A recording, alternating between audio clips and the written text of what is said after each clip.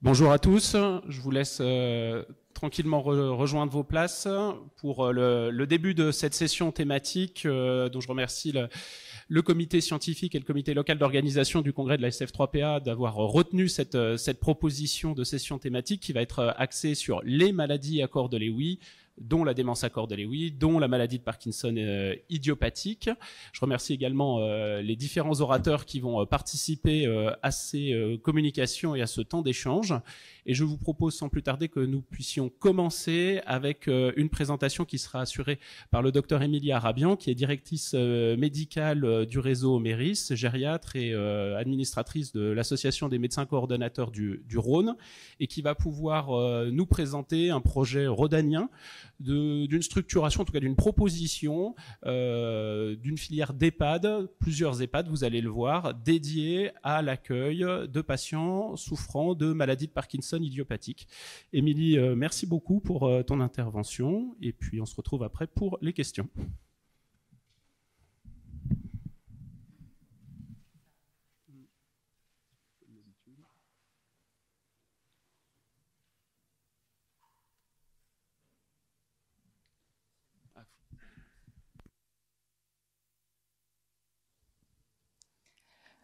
Bonjour à tous, merci Alexis de m'avoir invité à présenter ce projet. Donc rassurez-vous, on va bien parler de la maladie à corps de Lévy après. Voilà, là je vais vous parler du Parkinson en EHPAD. En EHPAD, le diagnostic il n'est pas toujours formellement posé entre Parkinson, maladie à corps de Lévy quand ils arrivent, nos résidents. Donc voilà, Parkinson englobe assez largement voilà, la maladie idiopathique, mais aussi parfois les syndromes parkinsoniens.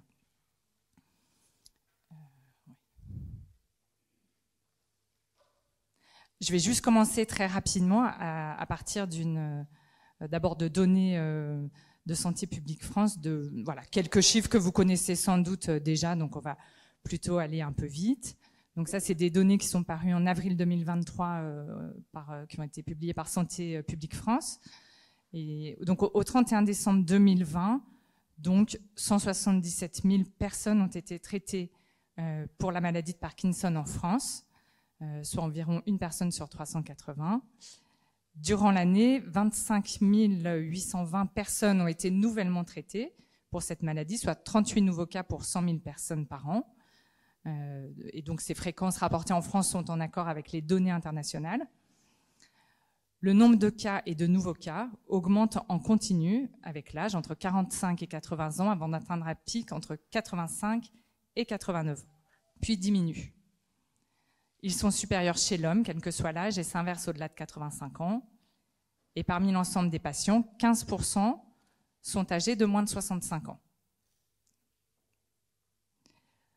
Donc la maladie de Parkinson est la deuxième maladie neurodégénérative la plus fréquente en France, après la maladie d'Alzheimer. Alors j'ai cherché, mais je n'ai pas trouvé. Je voulais savoir combien il y avait de Parkinson accueillis en EHPAD. Je n'ai pas trouvé le chiffre. J'ai juste trouvé que c'était la deuxième maladie neurodégénérative comme dans la population générale qu'on retrouvait en EHPAD après Alzheimer, mais j'ai pas trouvé les chiffres, donc voilà, peut-être que vous les avez. Et du coup, à partir d'une étude qui a été faite par JAMDA en 2020, ils ont pu déterminer des caractéristiques des Parkinsoniens accueillis en EHPAD versus ceux qui restent à domicile. Voilà, et donc on voit qu'ils ont des caractéristiques un petit peu différentes, donc je vais vous détailler assez rapidement l'étude. Donc l'étude, elle concerne 194 patients en EHPAD et 498 à domicile, et elle a été réalisée dans 8 centres, Parkinson dans 6 pays européens. Voilà, Grande-Bretagne, Allemagne, Portugal, Suède, Pays-Bas et France. Donc cette étude, je ne sais pas si c'est bien lisible, si c'est gros hein, derrière. Ouais. Donc on va juste aller aux conclusions.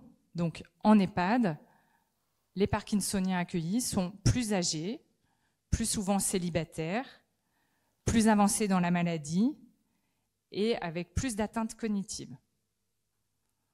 Voilà, ce qui n'est pas tellement surprenant, mais c'est un peu ce à quoi on s'attendait, mais du coup l'étude permet de l'objectiver. Par rapport aux symptômes psychocomportementaux, En EHPAD, les patients sont plus délirants, plus hallucinés et plus déprimés. Voilà, ce qui n'est pas surprenant non plus, qui doit constituer un facteur d'entrée en EHPAD. Par rapport au traitement médicamenteux dispensé aux Parkinsoniens en EHPAD, on retrouve plus d'hypnotiques, plus d'antipsychotiques dont la clozapine, plus d'antidépresseurs, plus d'anxiolytiques et moins d'agonistes dopaminergiques. Du coup, dans cette étude, ils ont pu déterminer des facteurs prédictifs d'entrée en EHPAD que sont le célibat, un MMS inférieur à 24, une symptomatologie délirante et une atteinte motrice importante à l'UPDRS3. Voilà. Ce qui en soi n'est pas tellement surprenant. Voilà, on se doute bien que s'ils sont célibataires, il y a moins d'aidants, donc moins de facilité à rester au domicile. Une atteinte cognitive, on sait très bien que c'est le premier facteur d'entrée en EHPAD, qu'on soit parkinsonien ou pas. La symptomatologie délirante, on se doute bien que ça peut compliquer un maintien à domicile. Et puis pareil, s'ils ont plus de capacité motrice ou moins de capacité motrice, voilà. Et en fait, ça rejoint les facteurs prédictifs d'entrée en EHPAD, même chez des personnes non parkinsoniennes finalement.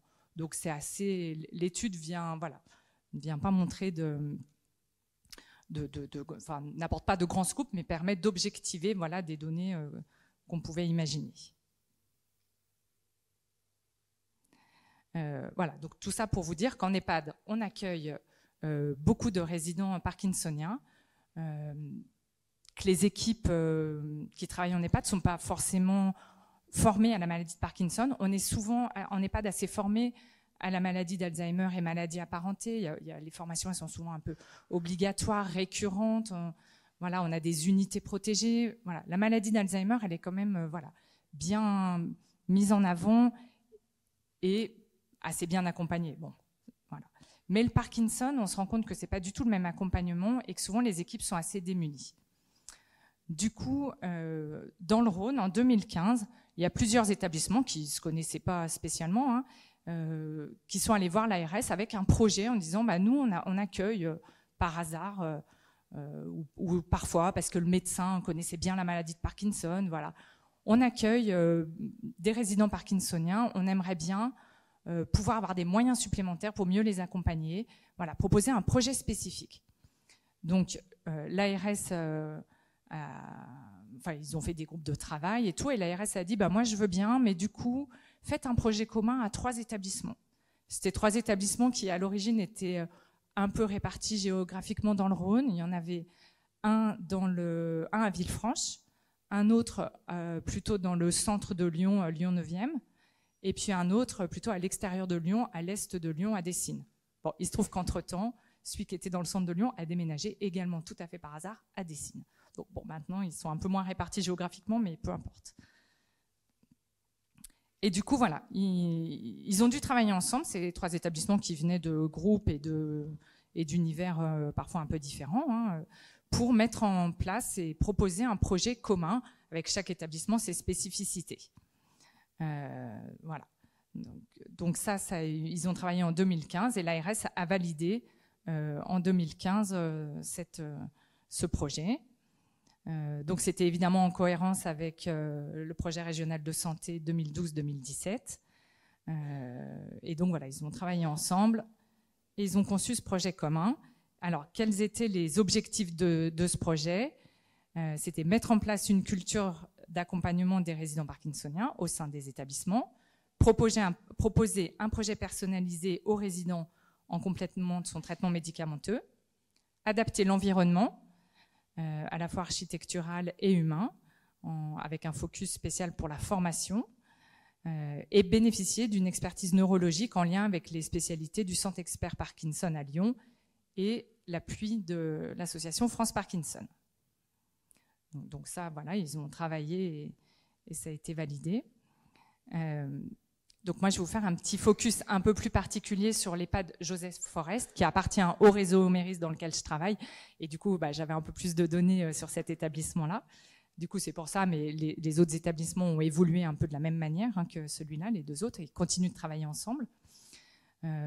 Donc l'ARS a validé et a octroyé des moyens supplémentaires. Ces moyens supplémentaires, bon, c'est pas non plus énorme, mais ça a permis de mettre en place le projet. Donc on a eu 2 ETP d'aides-soignants, un 0,3 ETP de psychologue et un 0,1 ETP de médecins coordonnateurs qui sont venus s'ajouter à ce qui existait déjà dans l'établissement. C'est-à-dire il y avait déjà un temps de médecin coordonnateur, il y avait une psychomotricienne, il y avait déjà un temps de psychologue, il y avait un petit temps de sophrologue et un tout petit temps d'ergothérapeute. Donc voilà. 8 places ont été autorisées pour ce projet à Joseph Forest, en hébergement permanent et temporaire. Donc ça, c'est important. Et donc, comment ces mesures nouvelles ont été déployées dans l'établissement?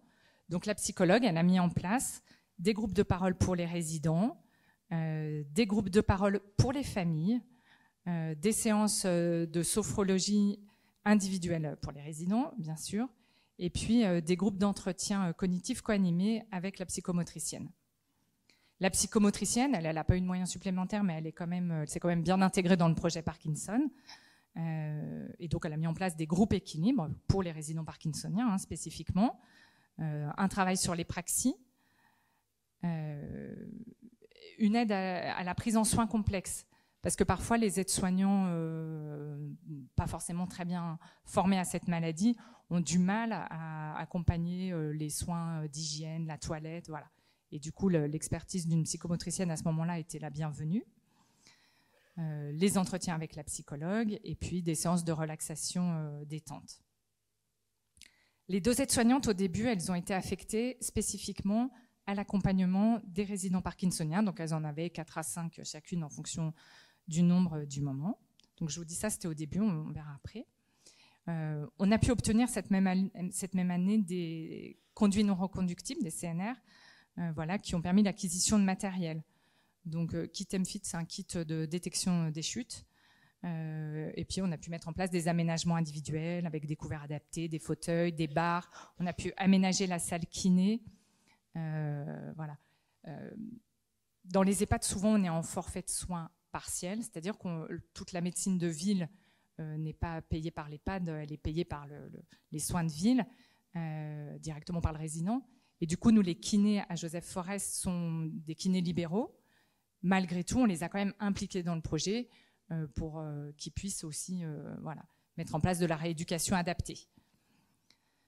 Et puis, on a mis différents ateliers thérapeutiques en place, de kiné, d'ergo, psychomotricité, et puis art-thérapie, chant, orthophonie, évidemment, qui est très importante. Pareil, l'orthophoniste, elle n'est pas salariée, elle est libérale. Mais pareil, elle est impliquée dans le projet en fonction de son temps de présence, qui est un peu réduit, mais voilà, c'est important. Bien entendu, on a dû communiquer sur ce projet auprès de tous nos partenaires, en interne, en externe. Donc le CVS, c'est le comité de la vie sociale, qui est l'organe représentatif des résidents et des familles au sein d'un EHPAD. On en a parlé en réunion des familles, on a fait des réunions d'équipe, il a fallu mobiliser toute l'équipe. Il y avait certaines personnes qui étaient plus impliquées dans le projet, mais pour autant, tout l'établissement était concerné par cet accompagnement Parkinson. Évidemment, on a communiqué auprès de nos partenaires, l'hôpital Nord-Ouest, qui est l'hôpital de Villefranche, les médecins libéraux, les kinés, les orthophonistes, France Parkinson, les autres EHPAD du réseau Méris, parce que comme on travaille en réseau, ça permet, voilà, même si c'est un peu loin, Villefranche, ça permet à certains résidents qui ont besoin d'un suivi plus spécifique d'aller peut-être en séjour temporaire un temps donné dans cet établissement. Et puis auprès des élus locaux, des écoles, des médias et des structures d'aide à domicile, parce que comme on accueille en temporaire, c'est des personnes qui repartent à domicile après. Si on regarde le point d'étape à 6 mois, donc on a des points positifs, heureusement. On a une meilleure prise en soins individuelle, parce qu'on a une augmentation du temps soignant et des personnes dédiées. On a pu instaurer des temps de réflexion en équipe qui ont permis de mieux comprendre, de plus s'adapter aux besoins du résident, à ses habitudes de vie. On a mis en place au fur et à mesure des nouveaux ateliers, par exemple un atelier d'écriture, et puis on a continué de former les professionnels. Les écueils, c'est toujours un peu long de faire changer des pratiques, des pensées, voilà, donc il y a toujours une petite force d'inertie. On s'est rendu compte que les 2 aides-soignantes qui étaient dédiées à l'accompagnement des résidents parkinsoniens, même si elles avaient moins de toilettes que les autres, que leurs collègues qui s'occupaient pas des Parkinsoniens, en fait, c'était plus fatigant. Du coup, on a réorganisé les soins, voilà, pour que ce soit, qu'elle n'ait pas que des résidents parkinsoniens, on a réparti la charge, en fait. Et puis, on a fait remonter qu'il y avait quand même une insuffisance de moyens alloués pour la formation et que, du coup, on ne pouvait pas former autant de personnes qu'on l'aurait souhaité.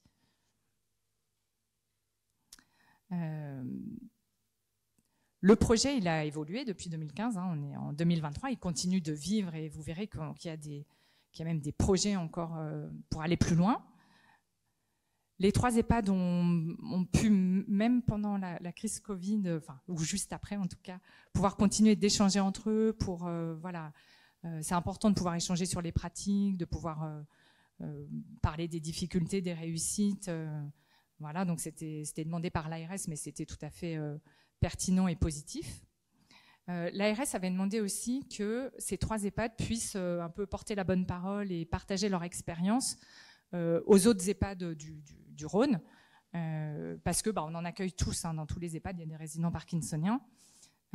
Et du coup, ils ont organisé 2 matinales. Il y en avait une en novembre 2018, au Charpennes, si je me rappelle bien, et l'autre en juin 2020, voilà, juste après la première phase Covid. Donc là, on n'en a pas refait depuis. Voilà, je pense qu'il faudrait que ça soit refait. Les professionnels ont continué sont toujours formés chaque année. Au plan de formation, on a du personnel formé. On a multiplié les interventions, les activités. Voilà, on a même une danse thérapeute qui vient faire de la danse adaptée pour le Parkinson.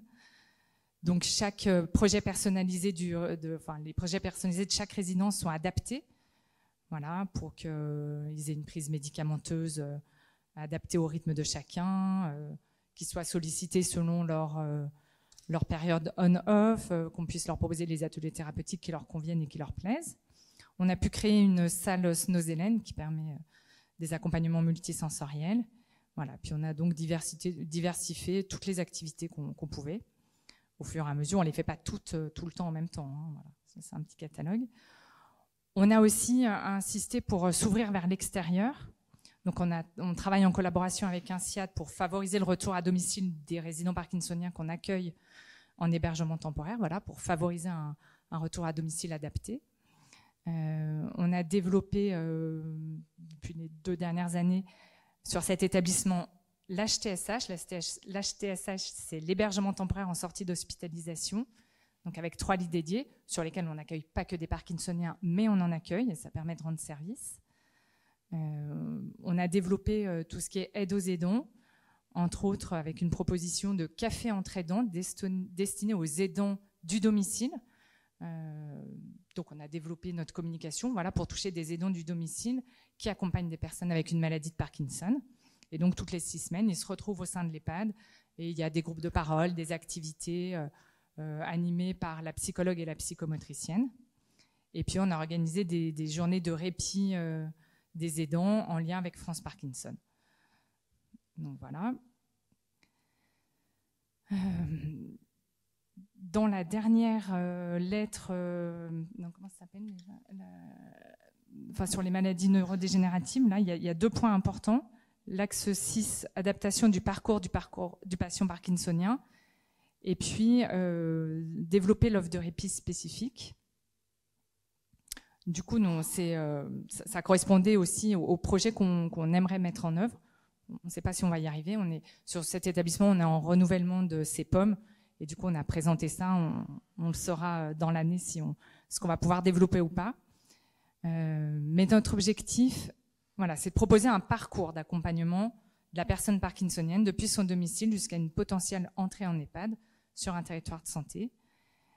Et donc, dans notre projet, juste à côté de l'EHPAD, on a la construction d'appartements seniors qui sont vraiment, qui jouxtent l'EHPAD et qui permettent d'accueillir en général, par exemple, un couple avec le couple avec une personne qui est l'aidante et l'aidé qui va à l'EHPAD, par exemple. Et du coup, ça permet, voilà, de maintenir le lien entre les deux. Et donc, on aimerait dédier certains appartements à l'accueil parkinsonien en particulier. On aimerait, mais ça, alors, je ne sais pas si on va y arriver, on aimerait créer un accueil de jour Parkinson. Il y a vraiment beaucoup de demandes qui ressortent quand on reçoit les aidants qui viennent du domicile. En fait, il y a peu d'accueil de jour Parkinson, en tout cas sur ce territoire-là. Et à chaque fois, ils nous disent on aimerait vraiment pouvoir de temps en temps souffler une journée. Voilà. Donc, on continue de négocier pour essayer de pouvoir en ouvrir un. On va continuer de développer les activités qu'on propose, voilà, pour qu'elles soient toujours adaptées à la pathologie. Normalement, on va pouvoir bénéficier de transformations architecturales au sein de l'établissement pour justement disposer de plus de salles d'activité adaptées à l'accompagnement des Parkinsoniens. Et puis, on va essayer de négocier aussi, d'avoir plus de ressources humaines, notamment là où on est un petit peu en difficulté, c'est qu'on n'a pas, la nuit, on n'a que 2 personnes, ce qui n'est pas beaucoup pour 80 résidents, dont 8 personnes atteintes de maladie de Parkinson. Et on n'a pas de temps de présence infirmier, ni même mutualisé comme il y a beaucoup ailleurs. Voilà, sur Villefranche, pour le moment, on n'a pas. Et on aimerait bien augmenter le temps de l'animatrice, qui, même si elle n'est pas soignante, pilote un peu toute la vie sociale et les activités qu'on peut proposer. Donc voilà le projet tel qu'il est. Dans les 2 autres établissements, je ne peux pas vous dire exactement, mais je sais qu'ils ont développé aussi un peu de la même manière tout ce qu'on propose. Voilà, parce que de toute façon, ils travaillent aussi en concertation. Voilà le projet Parkinson dans le Rhône sur 3 EHPAD.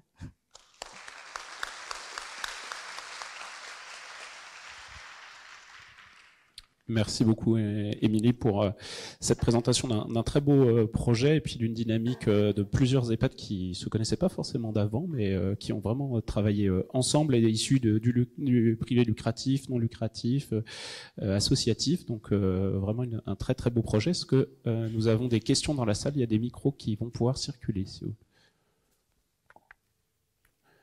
Bon, j'en ai plein de toute façon, c'est pas grave. Ah si, il y en a. Eh ben super. J'ai juste une question par rapport à le projet. Est-ce que vous avez pensé aussi à faire un projet pour soutenir les proches aidants, ou c'est seulement, mis à part instaurer l'accueil du jour? Pardon? Je vous ai pas bien entendu.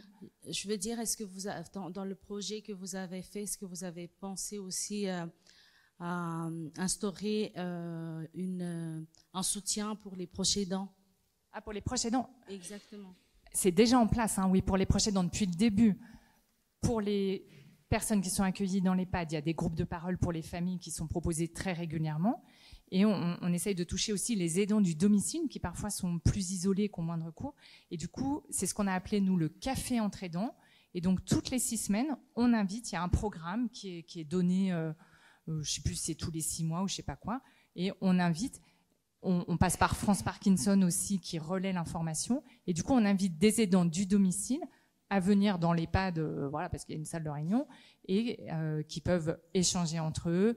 Et puis il y a des thématiques spécifiques à aborder à chaque réunion, et c'est animé par la psychologue et la psychomotricienne de l'EHPAD.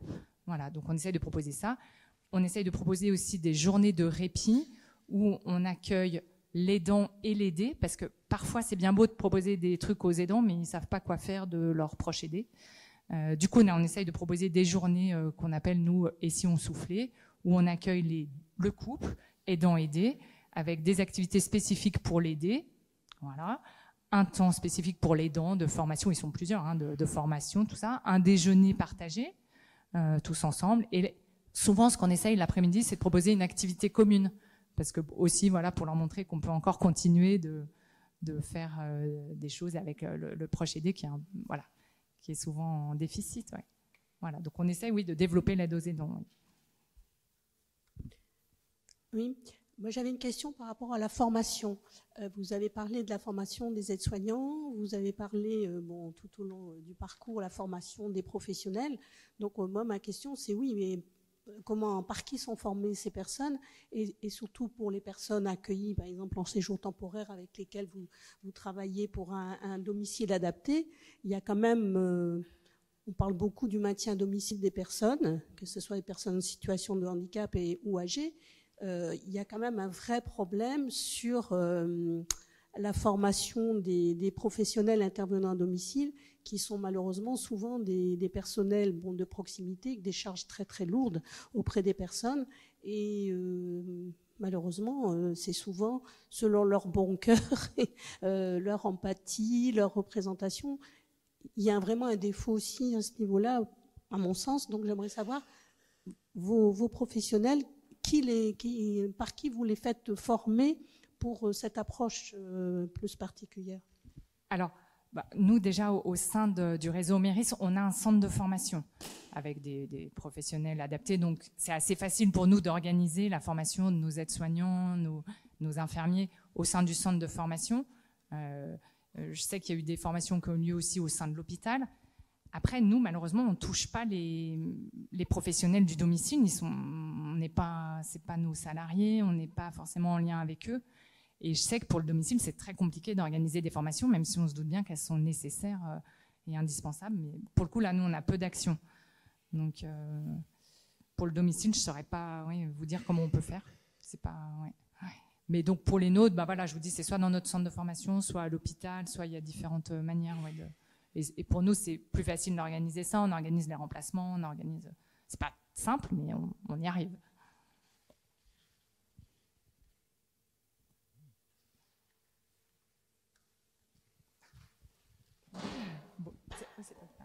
Bon, du coup, je vais laisser la parole au docteur Alexis Lepetit, que vous avez peut-être déjà entendu hier, mais qui va reparler aujourd'hui.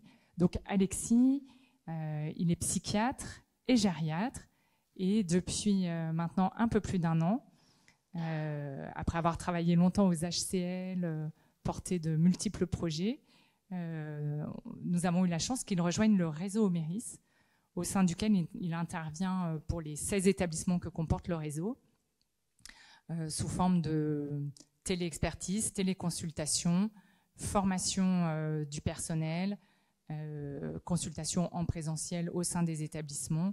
Voilà. Et puis il porte des projets annexes multiples et variés.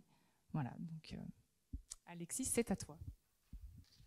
Merci beaucoup, Émilie. Merci encore au comité local d'organisation, au comité scientifique d'avoir renouvelé Sympo Parkinson. Au dernier congrès de la SF3PA, on avait déjà proposé un autre Sympo Parkinson et maladies à corps de Lewy sur la thématique de la personnalité.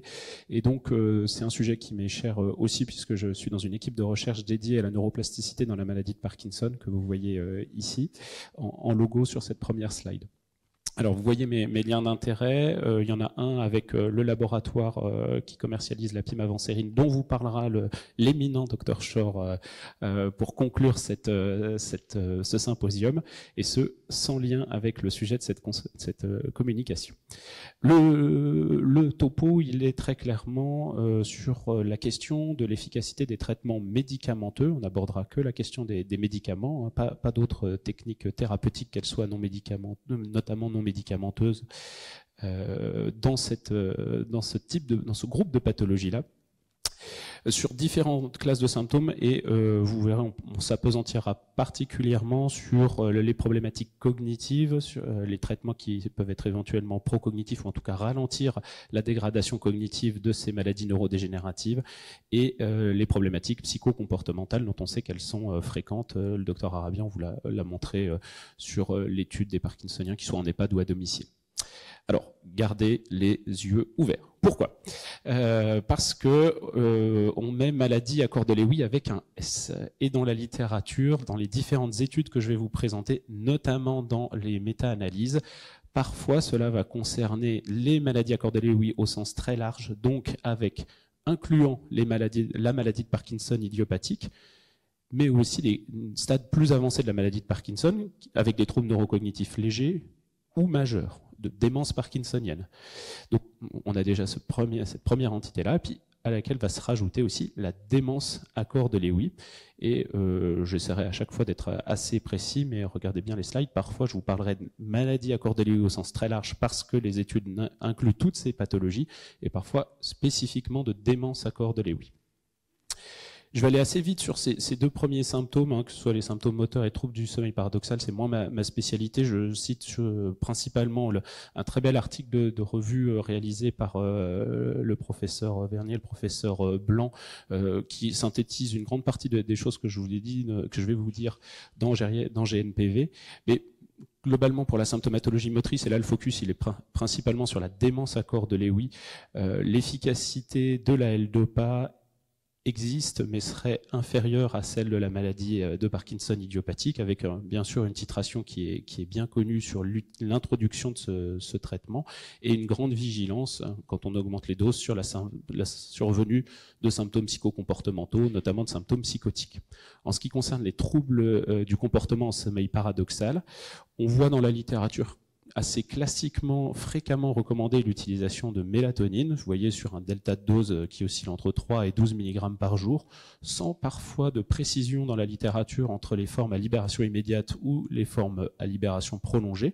Ce qu'il faut savoir quand même, c'est que c'est basé sur, à ma connaissance à l'heure actuelle, aucune étude randomisée versus placebo. C'est principalement une habitude de prescription, des séries de cas qui peuvent être importantes, mais pour lesquels, effectivement, en pratique clinique, nous, on voit souvent un intérêt de l'utilisation de cette molécule dans cette indication-là.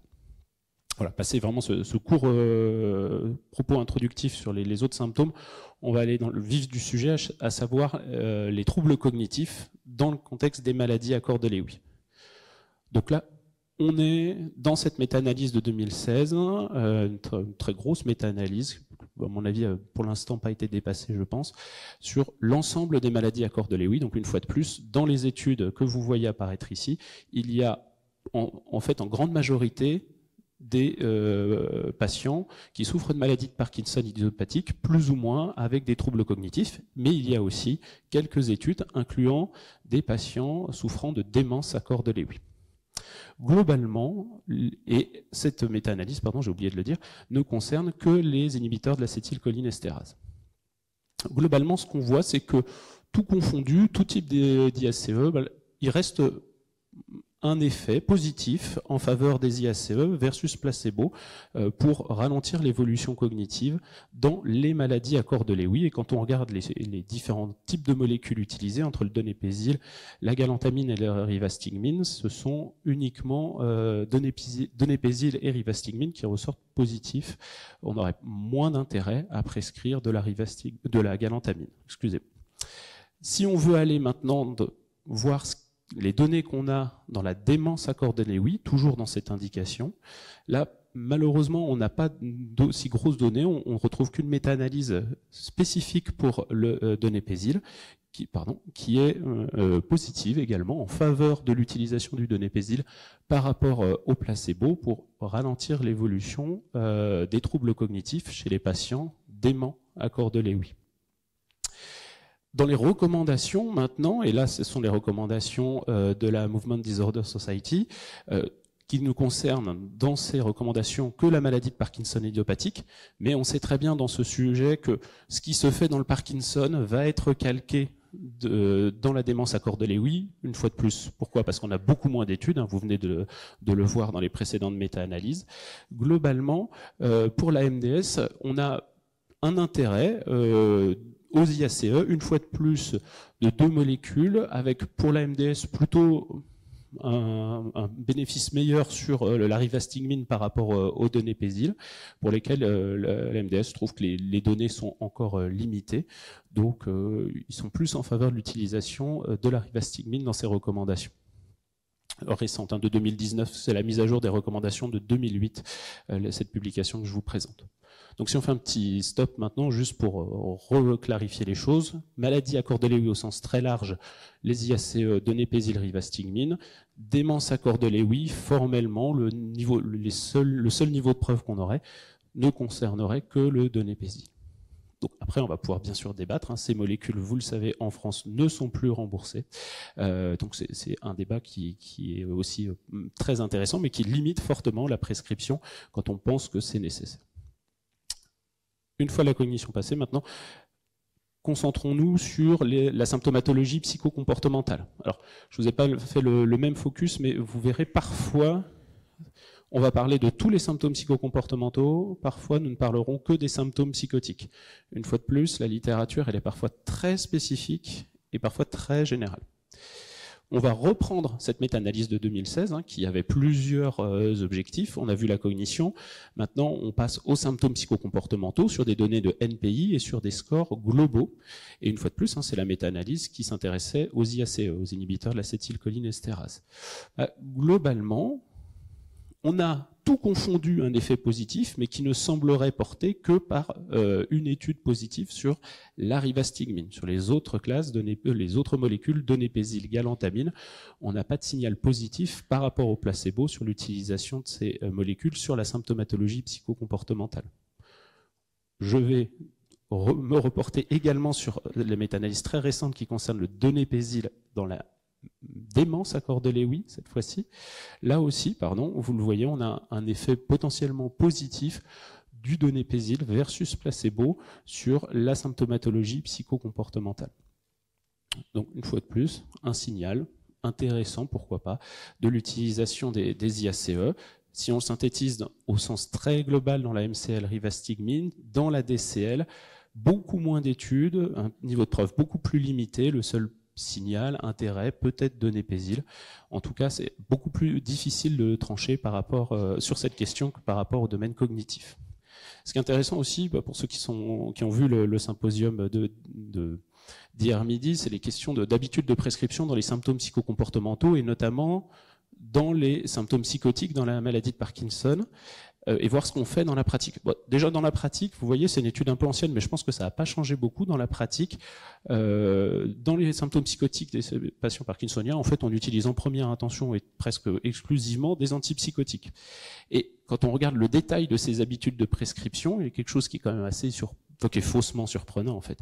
C'est qu'on va le voir, le niveau de preuve en termes d'antipsychotiques, il n'est pas tant porté par la quétiapine, qui est pourtant, vous le voyez ici, de très très loin l'antipsychotique le plus prescrit aux patients parkinsoniens, qu'il soit indemne cognitivement ou qu'il soit au stade de démence, alors que la clozapine, qui est le traitement recommandé classiquement, et on va le voir sur lequel on a aussi un niveau de preuve qui semble supérieur, arrive en tout dernier.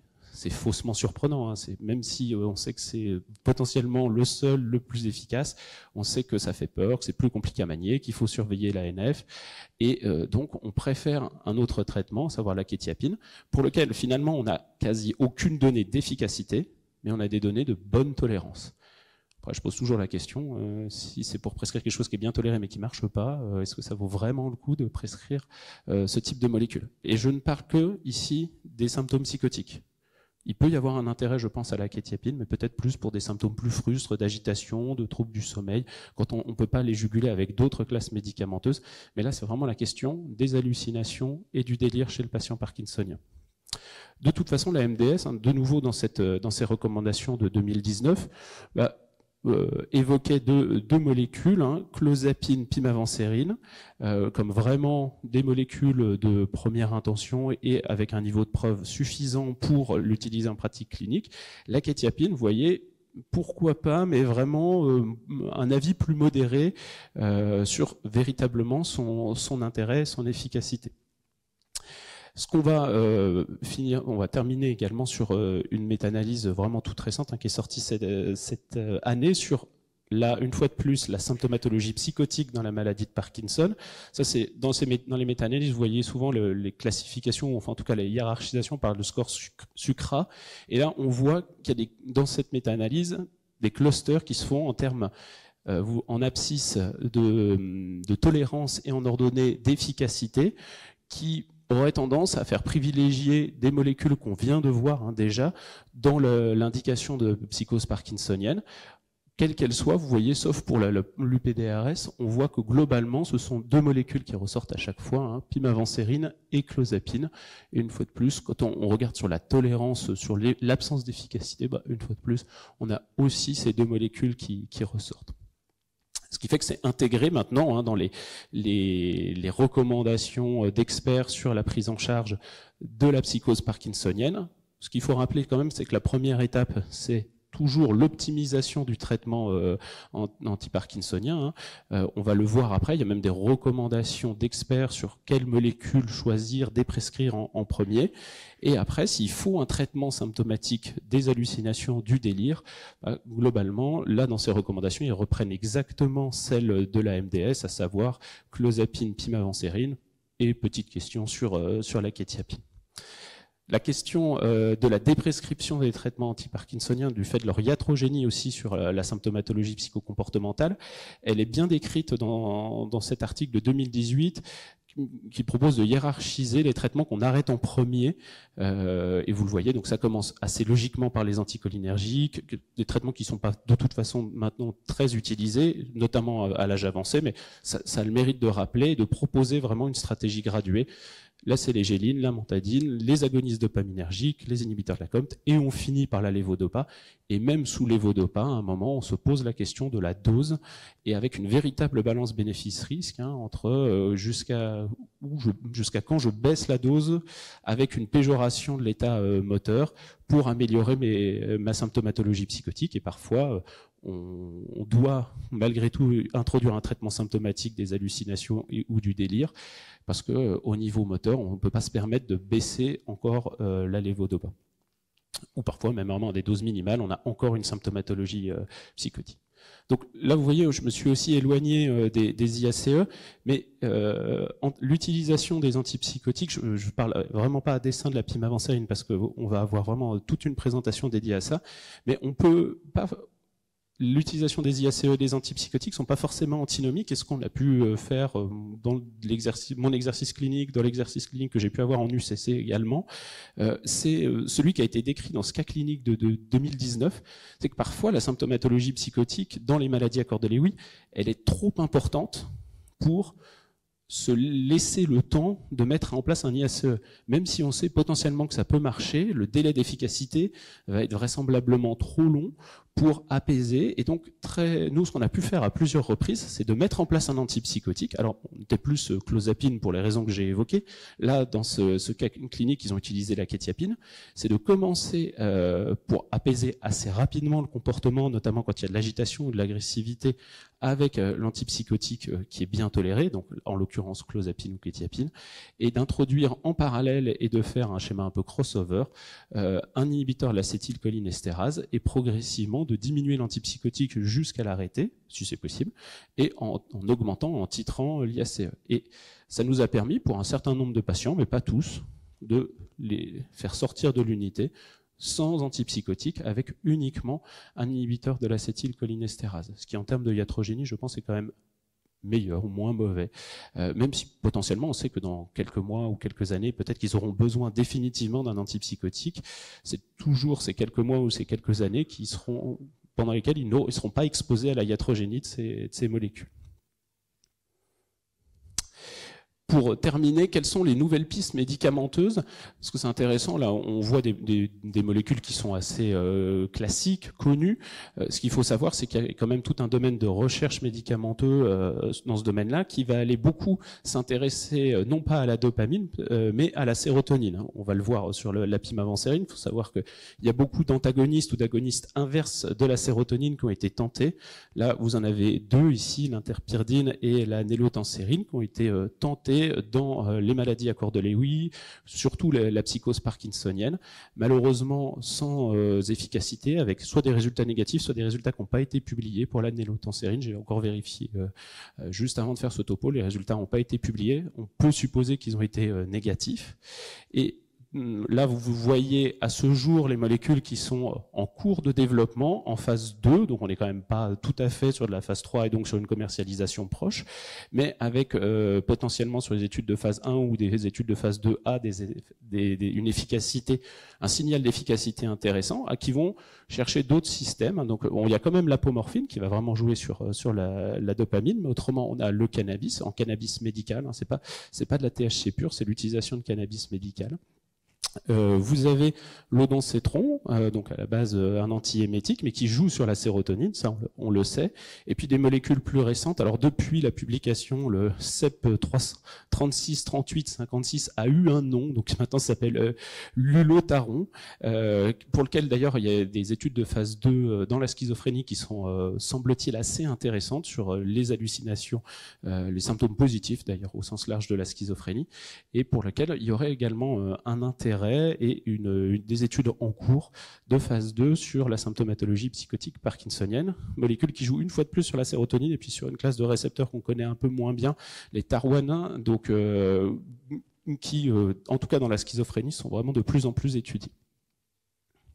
Maintenant, pour terminer, les quelques points qu'on peut retenir, c'est quand même se réinterroger sur la place des IACE. J'ai aucun conflit d'intérêt avec eux, mais moi je pense que c'est des molécules qui ont aussi leur iatrogénie, hein, notamment rythmologique, mais ça peut, je pense aussi, parfois éviter à un patient l'utilisation d'antipsychotiques, même si c'est pour une durée de quelques mois ou quelques années. À mon sens, c'est intéressant de reculer ce temps d'exposition aux antipsychotiques, dont on sait, même si on n'aggrave pas énormément la maladie, les symptômes parkinsoniens avec la clozapine, il y a tout le reste le cortège d'effets indésirables de ces molécules qui existent quand même chez les patients parkinsoniens. Et puis, pour la symptomatologie psychotique, je mets un point d'interrogation pour les ASE. Les données, vous les avez vues, sont pas tout à fait définitives, consensuelles. La clozapine, ça reste une évidence. Et puis là, la pimavansérin, je pense qu'on a 20 minutes de Benoît Chor pour en parler. Je vous remercie pour votre attention. Je répondrai à vos questions.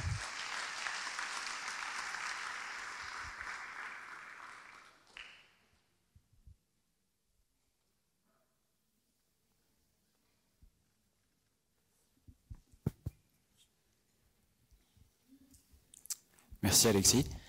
Moi, je me pose toujours la question sur la mirtazapine et son intérêt éventuellement dans les troubles du sommeil, comme ça une activité adrénolytique et inhibiteur de la noradrénaline. Est-ce que ça diminue le nombre de cauchemars, leur fréquence, leur intensité? Est-ce que ça ne marche pas? Est-ce qu'il y a des études dessus ou pas?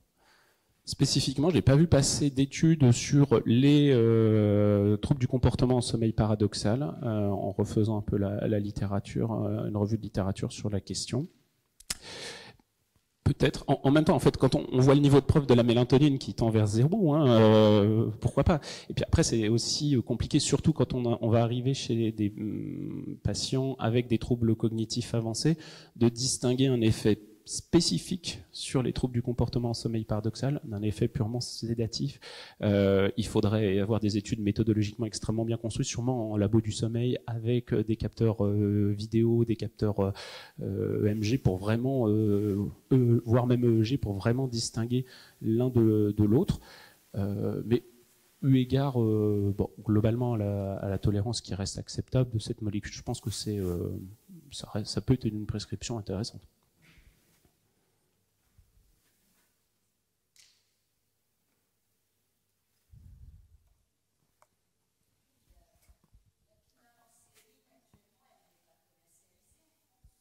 Vous avez 20 minutes de Benoît Chor juste pour ça après.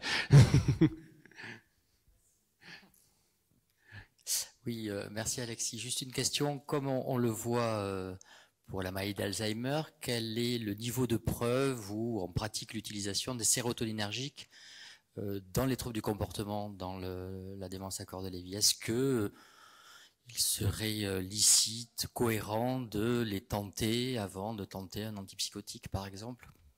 En niveau de preuve, je pense pas. En fait, si vraiment on se base sur le niveau de preuve, je pense pas.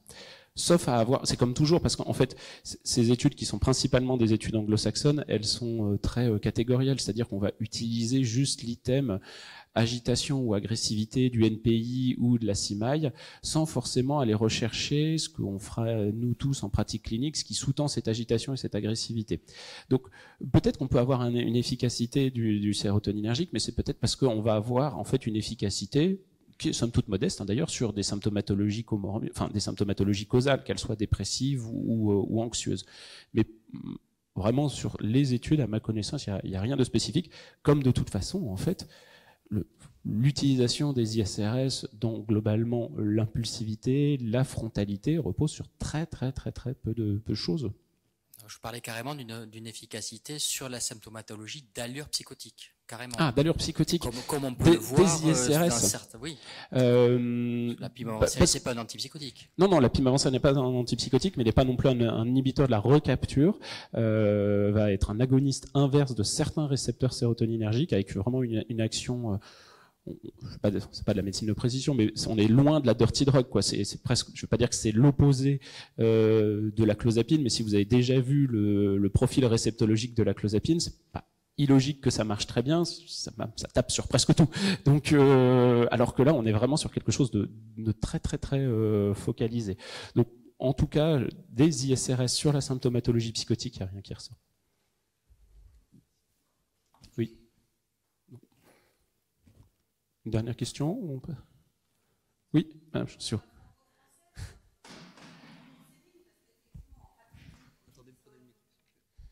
Je vais faire ma franco-française. C'est vrai que la myocérine en pratique clinique, nous les gériatres, on l'utilise quand même beaucoup dans les troubles du sommeil, avec plutôt un succès important cliniquement, en tout cas quand on a nos patients. Alors il n'y a pas d'études, j'ai bien entendu hier, mais c'est vrai que c'est quelque chose qu'on utilise aussi chez les parkinsoniens et plutôt avec succès. Donc il n'y a pas du tout d'études à ce niveau-là. Non, même réponse qu'en fait hier. Ouais, pas de commercialisation aux États-Unis ou dans le monde anglo-saxon, égale pas d'études. Mais on lance des choses quand vous voulez. Parce que toujours un propos on a l'impression que je détruis la myocérine. Je pense que c'est une molécule d'intérêt quand même, mais c'est juste qu'on n'arrive pas à vraiment objectiver. Et je pense que ça épargne beaucoup de prescriptions de benzodiazépines et ainsi de suite. Hein. Donc très clairement, c'est pas une molécule à jeter. C'est juste qu'il y a des habitudes qu'on peut re-questionner. Oui. Alors, moi j'ai utilisé de l'Aricept pour les troubles du comportement chez le parkinsonien et chez les patients atteints d'une démence à corps de Lévy. Malheureusement, j'ai eu une amélioration légère et surtout des effets secondaires, notamment les troubles cardiovasculaires, des bradycardies. Donc, ce qui fait que je n'utilise plus l'Aricept pour les troubles du comportement. Je ne sais pas ce que vous en pensez. Alors déjà, effectivement, pour la iatrogénie, ça c'est indiscutable. Hein. Les précautions d'usage doivent être respectées par rapport à ça, notamment sur la réalisation d'un ECG préthérapeutique, la surveillance clinique, notamment du rythme cardiaque. J'aurais tendance à penser que s'il devait rester une place, c'est peut-être effectivement sur des symptomatologies d'intensité légère à modérée, et si le profil de risque est tolérable. Sur des symptomatologies plus avancées, soit effectivement on prend le parti d'emblée d'aller sur de la clozapine par exemple, soit on se dit, une fois de plus, hein, c'est de la cuisine, hein, ce que je vous montrais, on fait ce schéma en crossover, on dit de toute façon je sais que il faut que je gère l'urgence et là j'ai pas vraiment d'autre choix que de mettre de la clozapine, et je me dis que peut-être que, et ça c'est difficile surtout quand c'est un patient de novo, qu'on n'a pas l'antériorité, on se dire est-ce que je peux récupérer un niveau où je pourrais quand même peut-être juguler les symptômes juste avec un ISCE. Et c'est un coup de poker, très clairement. Comme souvent on fait de la cuisine, faut l'admettre. Mais si en primo-prescription, je pense que ça reste une molécule d'intérêt, mais peut-être sur des symptomatologies légères à modérées. Je vous propose qu'on passe la parole au docteur Benoît Schor, qui a été teasé pendant tout ce symposium, qui est psychiatre aux hôpitaux universitaires de Strasbourg, au CM2R et à l'UCC, qui va justement nous parler d'une innovation thérapeutique qui n'y en a pas souvent, à savoir donc l'apimavancérine dans les symptômes psychotiques, les données de littérature, et puis surtout, c'est aussi pour ça qu'on leur a demandé de venir, les données de pratique clinique, parce que vous l'avez vu, elle n'a pas d'AMM, mais on peut quand même en avoir en disposition. Est-ce que ça vaut le coup ou pas? Benoît, c'est à toi, tu as 20 minutes et merci encore. Merci beaucoup pour l'invitation, encore une fois. Je travaille donc dans le service du professeur Blanc qui avait été convié initialement à participer. Et je vais donc vous parler de la pimavancérine pendant 20 minutes. J'ai pas de lien d'intérêt avec cette molécule ou avec d'autres. Et comme tu l'as rappelé un peu plus tôt, Alexis, c'est très important de faire la différence entre maladie à corps de Lévy et démence associée aux maladies au corps de Lévy en général. La littérature est très hétérogène et c'est un gros problème qu'on a quand on fait de la littérature au sujet de la maladie à corps de Lévy, c'est qu'il faut bien distinguer la maladie à corps de Lévy au stade de troubles neurocognitifs majeurs de la démence et la maladie de Parkinson qui peut elle aussi, dans 60 à 80% des cas, se compliquer d'une démence parkinsonienne, elle aussi associée à des corps de Lévy. Donc il s'agit bien ici d'un spectre de pathologie et quand vous lisez cette littérature-là, vous allez souvent retrouver les acronymes LBD pour Lévy Body Dementia, donc là on parle de maladie à corps de Lévy, et de DLB pour Dementia with Lévy Bodies. Et là on parle de toutes les démences associées au corps de Lévy, donc y compris celle de la maladie de Parkinson.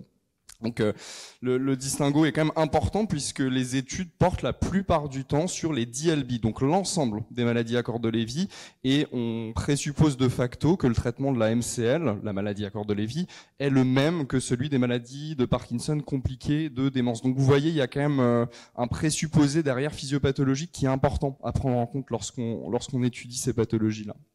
On va commencer par reparler de symptômes psychotiques dans la maladie à corps de Lévy, enfin dans l'ensemble des pathologies à corps de Lévy. Donc on peut en distinguer plusieurs.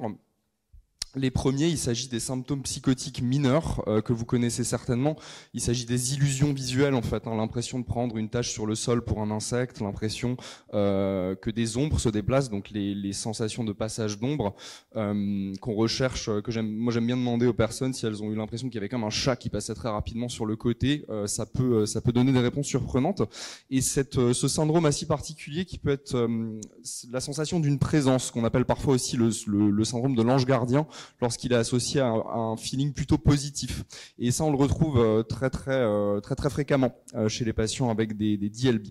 On peut avoir des idées délirantes qui, la plupart du temps, sont à thématique de persécution, de jalousie, de vol, qui, elles aussi, vont être assez fréquentes, qui sont généralement en lien avec les hallucinations visuelles. J'en ai pas encore parlé, mais un des symptômes phares de la maladie à corps de Lévy, ce sont les hallucinations visuelles, généralement assez complexes, qui sont très peu critiquées par les sujets.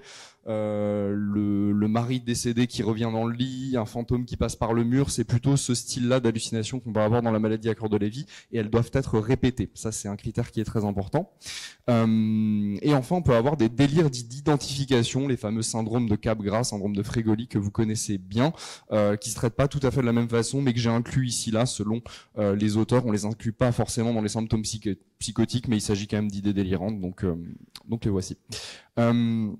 Ces symptômes psychotiques, là c'est simplement quelques données d'épidémiologie pour vous rappeler que la maladie à corps de Lévy et les maladies apparentées sont génératrices de plus d'institutionnalisation de manière plus précoce que dans la maladie d'Alzheimer.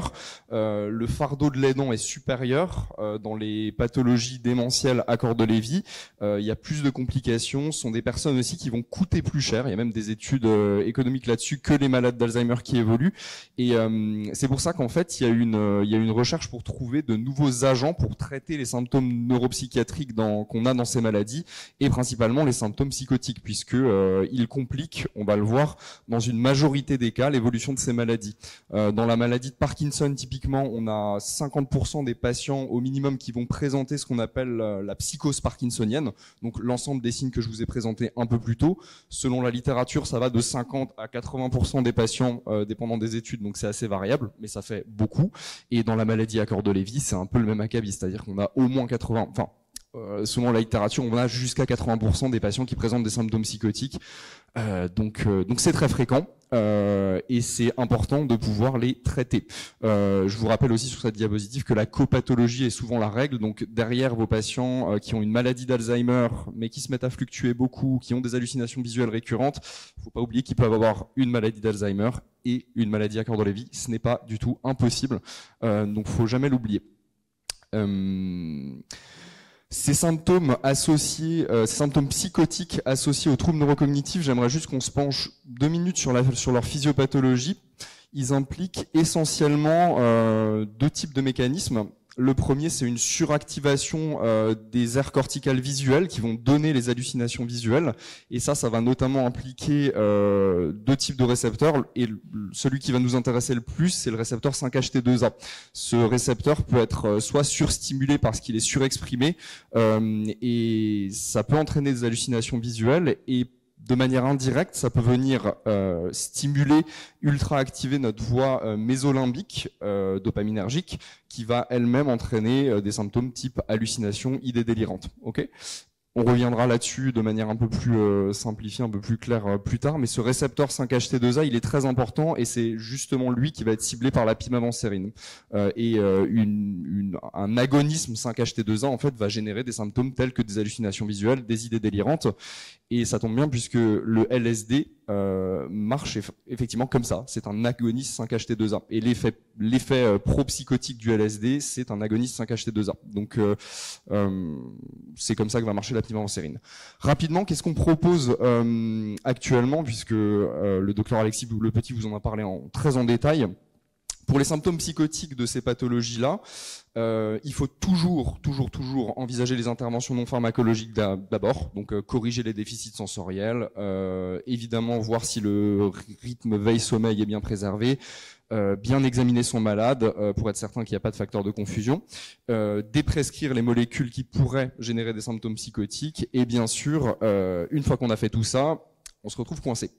En première intention, les inhibiteurs de l'acétylcholinestérase restent à privilégier pour ces symptômes psychotiques. C'était le message principal de la précédente présentation.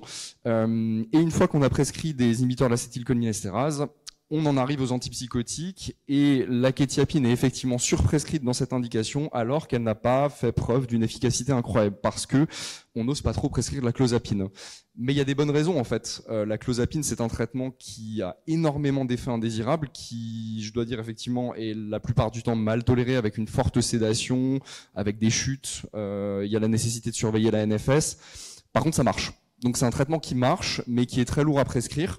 Et il ne faut pas hésiter d'ailleurs à le prescrire à des doses quasi homéopathiques. Donc on peut commencer à 1/4 de comprimé de 25 mg. Et si vous voulez vraiment, si vous êtes en bon terme avec votre pharmacien, vous pouvez même commencer à 1/8 de 25 mg en lui faisant faire des préparations magistrales. Ça nous arrive parfois de le faire.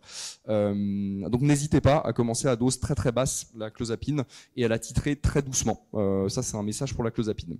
Mais quand même, ça reste un traitement qui est difficile d'utilisation à cause de ses effets indésirables. La balance bénéfice-risque est peu satisfaisante, et donc il y a vraiment de la place pour de nouvelles molécules. Et la pimavancérine, il faut bien savoir que c'est intéressant dans son histoire. Elle a été trouvée dans le cadre d'un programme de recherche qui spécifiquement visait à traiter les symptômes psychotiques dans la maladie de Parkinson. Et ils se sont dit pourquoi la clozapine marche bien dans cette indication-là, et ils ont ciblé spécifiquement ces récepteurs 5-HT2A. Et ils se sont dit ok, on va essayer de faire un agoniste inverse de ces récepteurs 5-HT2A, et c'est ce qu'ils ont fait. Et effectivement, quand on regarde le profil réceptologique de la pimavancérine, c'est l'inverse de celui de la clozapine. Il y a un seul effet, c'est cet agonisme inverse 5-HT2A et un tout petit peu d'agoniste inverse 5-HT2C. Donc il y a 2 actions et puis c'est tout. Donc ça ne tape pas du tout au niveau dopaminergique.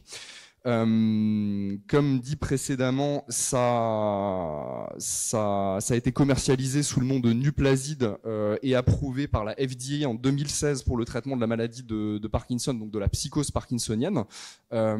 C'est donc déjà recommandé aux États-Unis, mais pas encore disponible de manière standard en France. Pour le moment, le médicament est uniquement disponible sous autorisation d'accès compassionnel, donc sous ATU.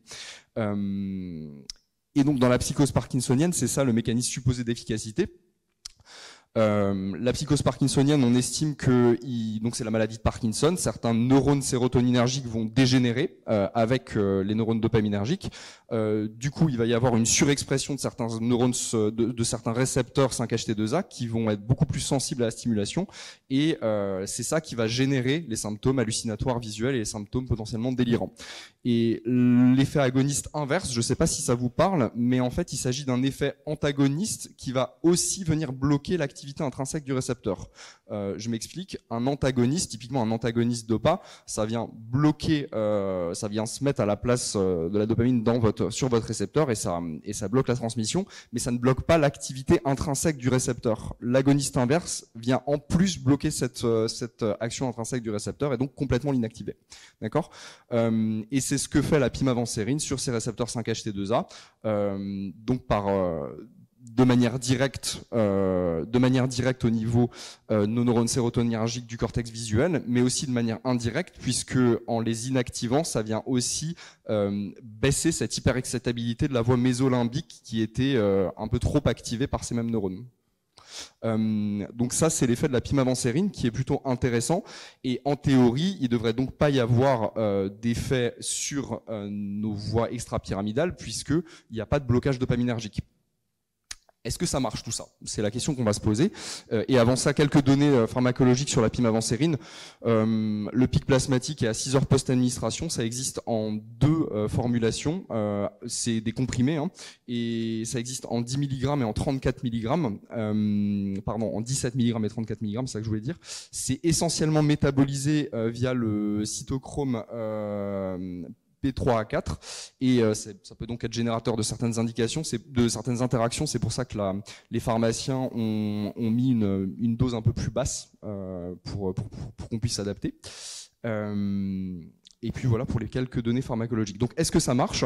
Dans la psychose parkinsonienne, on n'a aujourd'hui aucun doute que ça marche. C'est-à-dire qu'il y a eu de nombreuses études prospectives, randomisées, contre placebo, une méta-analyse récente, ça a été validé par la FDA. Donc dans les symptômes psychotiques de la maladie de Parkinson, il n'y a pas de souci, ça marche bien. Et ça marche sans aucune aggravation de l'UPDRS, donc c'est-à-dire sans aucun effet indésirable moteur. Donc objectif atteint. Quelque part dans la maladie de Parkinson. Est-ce que ça nous permet de dire que ça marche dans la maladie à corps de Lévy? Pas tout à fait.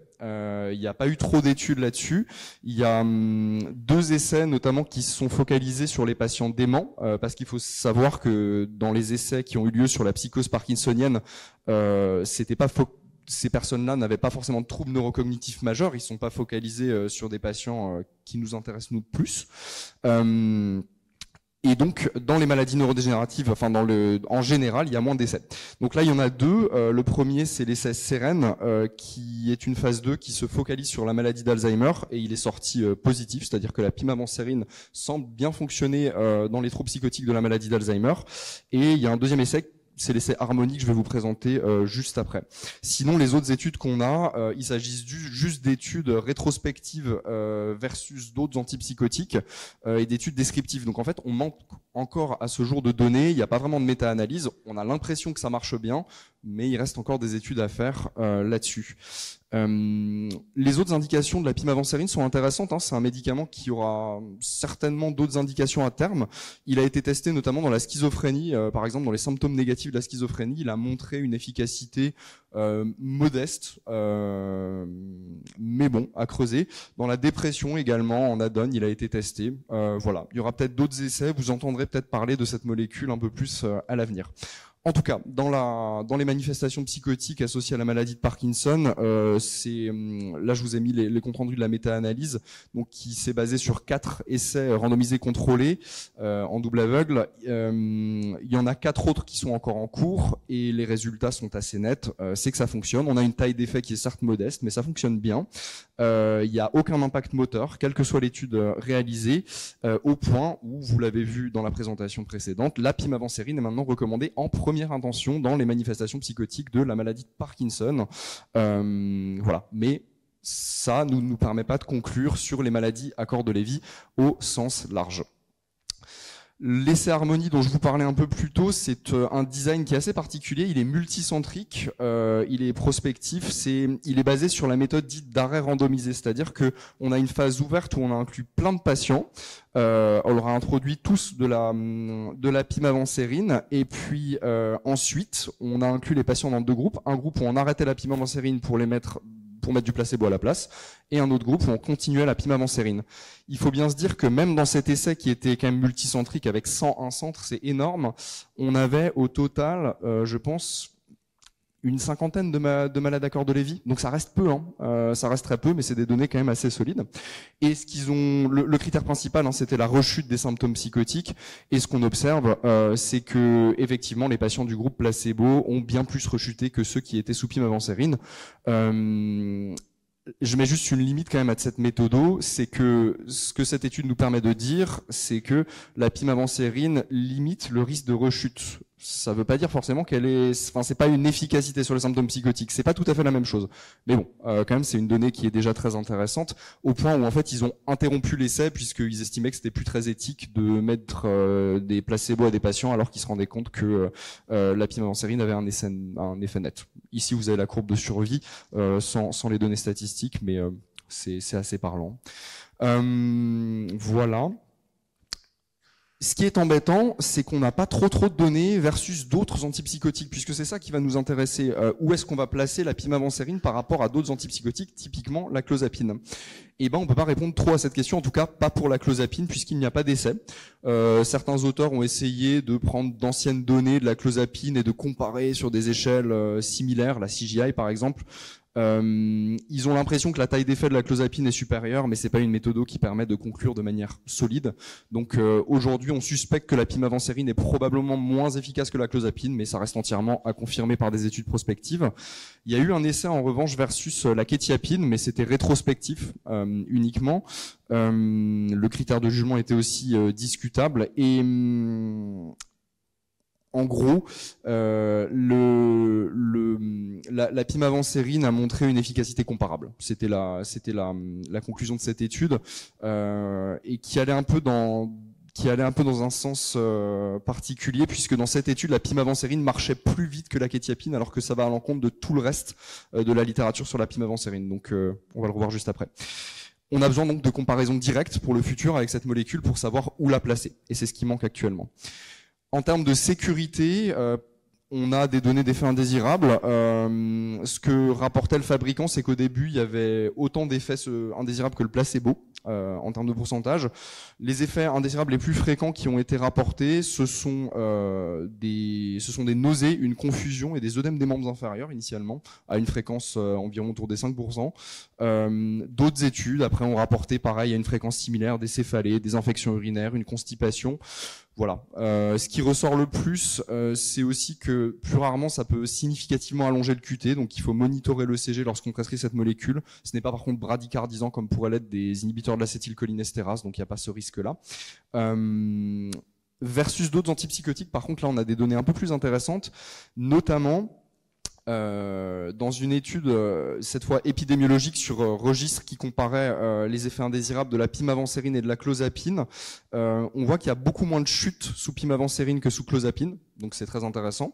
On voit qu'il y a beaucoup moins d'hypotension sous pimavansérie que versus la kétiapine, et la mortalité sous pimavansérie semble plus basse, de 35% par rapport à la kétiapine sur un an. Donc tout ça, c'est des données d'études de registre épidémiologique, mais c'est quand même intéressant.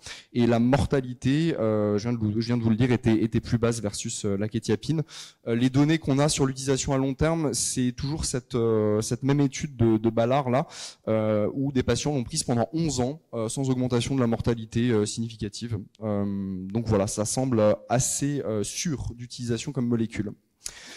Les avantages de cette molécule, donc, c'est que l'efficacité semble comparable aux antipsychotiques sur les manifestations psychotiques des pathologies associées au corps de Lévy. Quand même un doute versus la clozapine. L'hypothèse qu'on fait actuellement, c'est que la clozapine marche certainement mieux, marche certainement beaucoup plus rapidement, parce que un des inconvénients de la pimavansérie, c'est que ça met du temps à marcher. C'est ce que constatent toutes les études prospectives notamment. Ça met entre 2 et 4 semaines à fonctionner. Et certaines études se laissent même 6 à 8 semaines avant de conclure à un effet sur les symptômes psychotiques. Donc faut pas espérer traiter un patient très rapidement avec. Le coût est très élevé de cette molécule actuellement, c'est aussi un problème. Il y a une interaction avec un cytochrome, mais c'est pas beaucoup plus embêtant que d'autres molécules.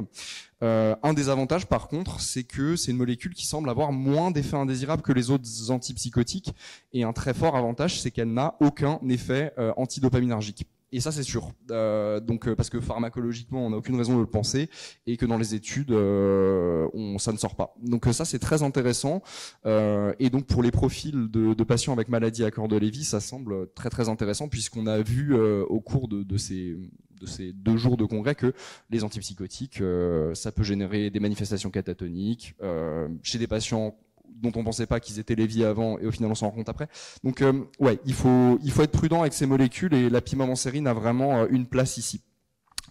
Certaines études prescrivent la pimavansérie en association avec d'autres antipsychotiques. Typiquement, certains auteurs ont proposé de mettre par exemple de la clozapine pour taper très rapidement sur les symptômes psychotiques, mettre ensuite de la pimavansérie et ensuite baisser tout doucement la clozapine pour rester sous pimavansérie. C'est une stratégie qui paraît assez intéressante, et beaucoup d'études aussi combinent l'utilisation kétiapine-pimavansérie. Alors là, j'ai quand même envie de... ça donne envie de le vérifier. Est-ce qu'il y a vraiment un intérêt à combiner les deux, sachant que la kétiapine toute seule marche pas, en tout cas dans les études, faudrait vérifier.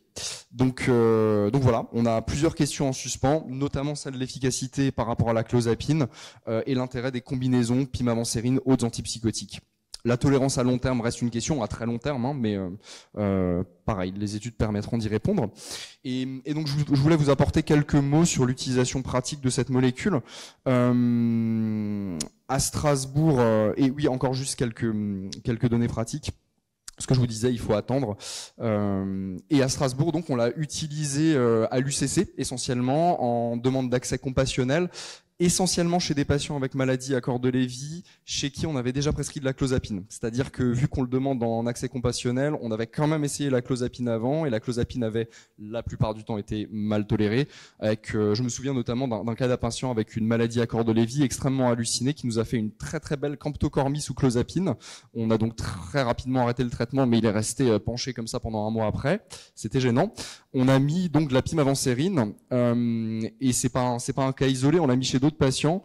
Le feeling, hein, parce que là c'est vraiment mes données d'expérience pratique, c'est que ça marche bien, ça met du temps à marcher, effectivement, il faut attendre, mais ça semble avoir des effets intéressants, et surtout, on n'a pas noté trop d'effets indésirables pour le moment.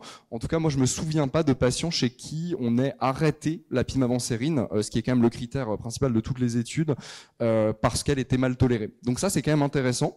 L'autre façon dont on l'a utilisée à Strasbourg, c'est en combinaison avec la trazodone. Là, c'est un petit poster qu'a fait le docteur Candice Muller de notre équipe, et chez des patients qui était au stade de démence sévère de la maladie à corps de Lévy, avec des symptômes frontaux difficilement canalisables, on leur a proposé une association pimavansérin-trazodone. Pimavansérin pour cibler les symptômes psychotiques hallucinatoires notamment, et trazodone pour cibler les symptômes frontaux, comportementaux. Et donc le docteur Candice Muller décrit une très bonne tolérance de cette association et une franche régression des symptômes frontaux comportementaux. C'était plutôt intéressant. Ça reste encore une fois dans le cadre de la maladie à corps de Lévy. Ce serait vraiment intéressant que cette molécule prenne une place plus précoce dans l'utilisation, comme on le disait, en première intention, et peut-être même qu'on pourra la prescrire à terme au même titre que les inhibiteurs de l'acétylcholinestérase dans la maladie à corps de Lévy, c'est-à-dire avant les antipsychotiques. En tout cas, ce serait bien qu'elle prenne cette place dans le futur, et je pense qu'on verra arriver son utilisation standard remboursée prochainement. Et je pense que c'était tout ce que je voulais vous dire. Je vous remercie de votre attention.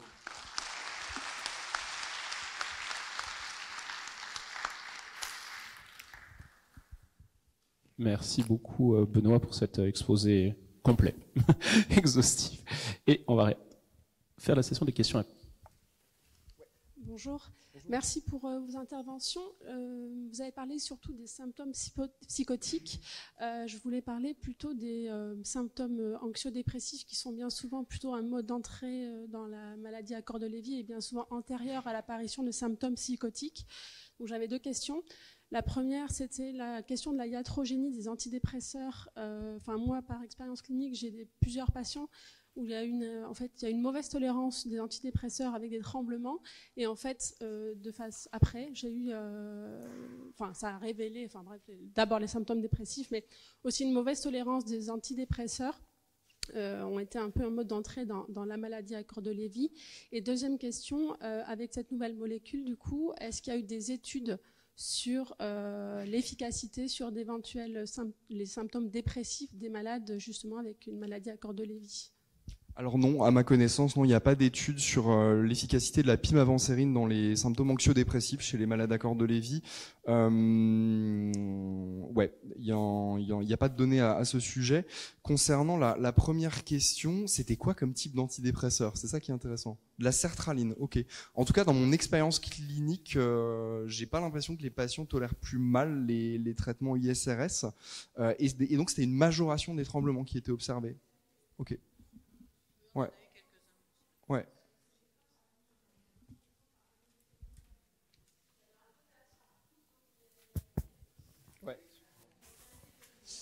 Ouais, là, j'irais vraiment suspecter le tertiaire pour le coup. Ouais. Il y avait eu un débat avec le neurologue qui m'avait justement dit qu'il y avait eu une étude qui montrait que la sertraline avait des effets potentiellement, d'effets secondaires du tremblement. Ah oui, tout à fait. Voilà.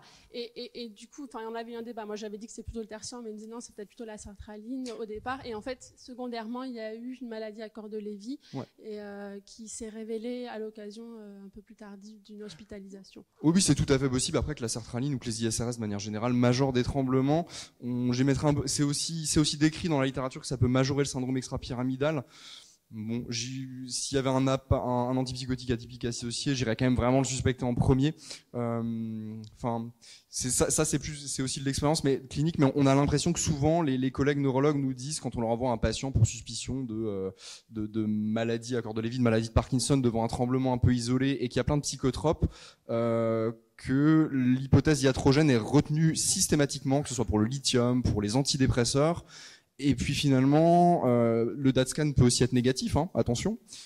Et finalement, ça évolue quand même vers une maladie à corps de Lévy. Vous voyez, donc bon, c'est très probablement biaisé. J'ai un biais de recrutement là, mais ouais, faut faire attention. Oui, merci, notamment pour la dernière intervention sur la trazodone. L'utilisant déjà, je trouvais que ça avait changé l'atmosphère des UPAD. Donc, mais par contre, je m'occupe aussi d'un centre où il y a des schizophrènes vieillissants qui tolèrent de plus en plus mal donc il y en a beaucoup qui sont sous clozapine bien sûr, mais avec tous les effets que vous avez décrits. Donc ma question c'est est-ce qu'on pourrait utiliser sous forme d'ATU chez des vieux schizophrènes la pimavansérie? Est-ce que ça a déjà été fait? Est-ce qu'il y a des études là-dessus? Est-ce qu'on aurait le droit de le faire? À ma connaissance, ça n'a pas encore été fait, mais je pense que ce serait une excellente indication. Dans un premier temps, s'il s'agit de patients qui ont une schizophrénie vieillie, ça dépend du mode évolutif de leur schizophrénie, mais je me demande si la première étape ne serait pas d'essayer simplement de sevrer totalement l'antipsychotique de manière extrêmement douce sur plusieurs mois. Et effectivement, si on a une recrudescence de symptômes psychotiques derrière, pourquoi pas à ce moment-là mettre en place un traitement type pimavansérie. Je me dis que ça pourrait être une excellente indication. Alors, le sevrage, ça a déjà été tenté souvent avec des effets un peu catastrophiques. Ouais. Donc, voilà.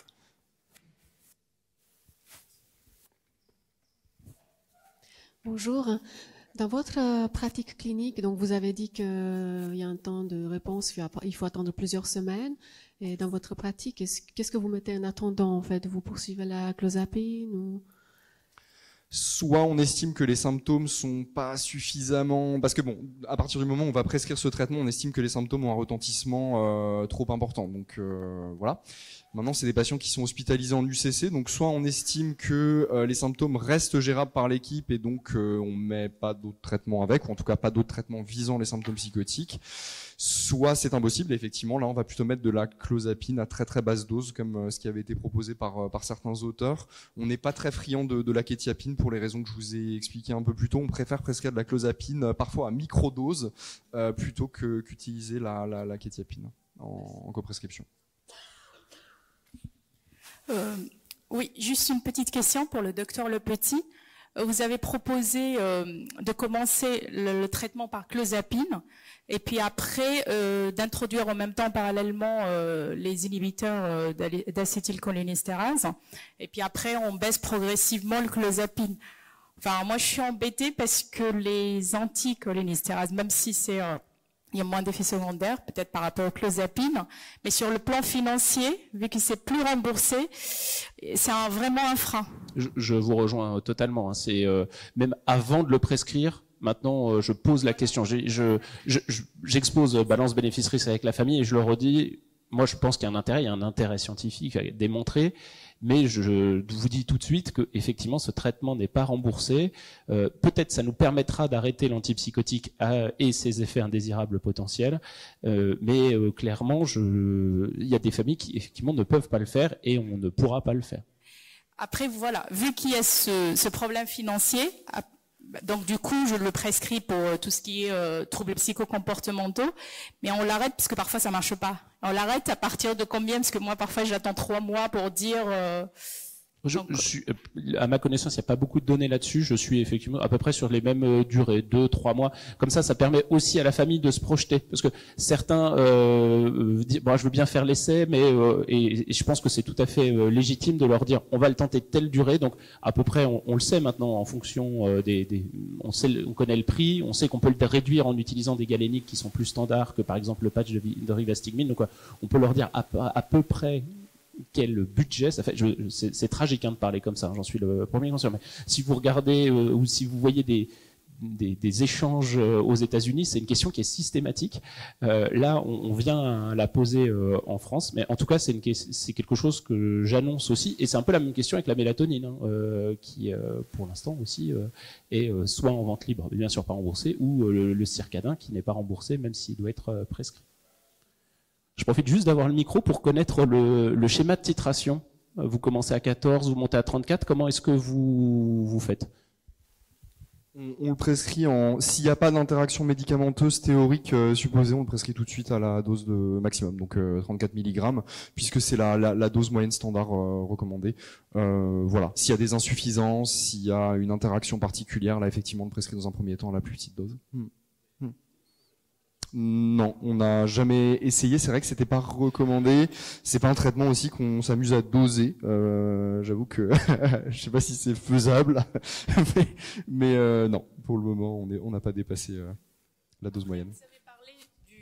Vous avez parlé du coût élevé. Ça va être remboursé ou? J'espère, mais en tout cas, le coût actuellement de ce médicament, il me semble que c'est autour de 3 000 € par mois. Donc ouais, j'espère. Oui.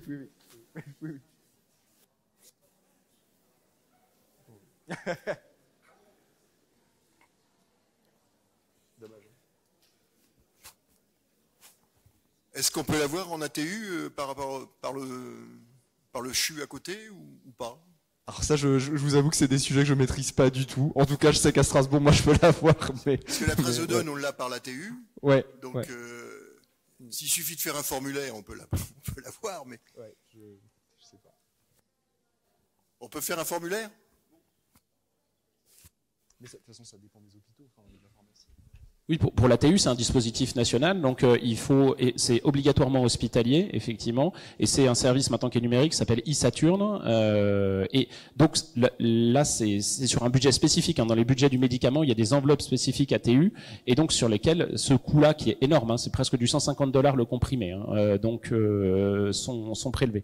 Et juste, je veux bien l'avis du professeur Arbus là-dessus, parce que je sais qu'il a travaillé un peu là-dessus. Parce que tu es moins optimiste. Non, j'ai pas d'avis particulier, mais les dernières informations qu'on peut avoir, c'est qu'on ne l'aura pas en Europe, quoi. C'est trop cher.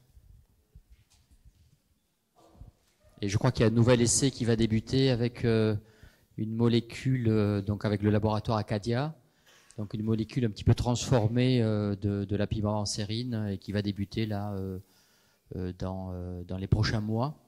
Donc c'est toujours intéressant parce que ça reste un médicament qui n'a pas d'activité antagoniste dopaminergique. Donc tant qu'on cherche de ce côté-là, c'est bien.